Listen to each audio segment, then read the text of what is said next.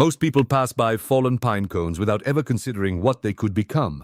But with heat, wine, and a little patience, these ordinary pieces of forest can be turned into a valuable, natural incense. The process starts with collecting fully mature pine cones, yet the craftsman doesn't actually use the entire cone. Instead, he carefully cuts away each of the outer scales and throws away the hard wooden center because the scales contain most of the fragrant pine resin that gives the finished incense its distinctive aroma. To release those trapped aromatic compounds, the scales are first slowly roasted in a wok.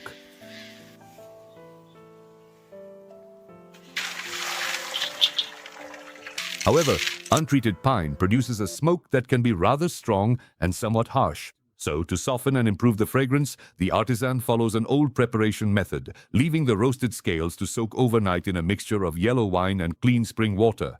The alcohol works as a natural extracting agent, drawing out the deeper earthy fragrances while helping reduce some of the unpleasant bitterness and sharp impurities. After the soaking process, the material is spread out and left to dry naturally.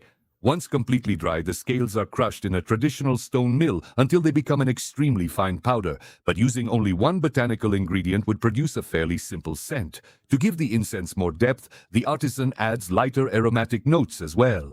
Tangerine skins dried under the sun and freshly collected pomelo leaves are ground separately, then carefully sifted, creating sweet, clean citrus notes that provide a bright contrast to the heavier pine fragrance underneath.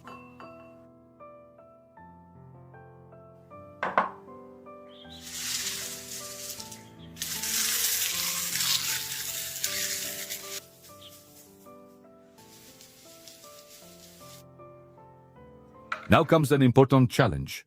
How can these loose powders be turned into a solid incense cone without using synthetic or potentially harmful adhesives? The answer is elm bark. After soaking the bark in water and squeezing it, a thick natural gel is released. This plant-based binder holds the powders together while producing almost no unwanted smell when burned, keeping the original botanical fragrance intact.